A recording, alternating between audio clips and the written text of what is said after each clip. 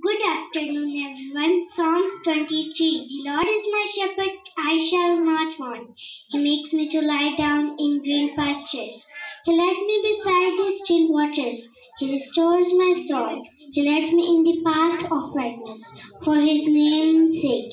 Yea, though I walk through the valley of the shadow of death, I will fear no evil.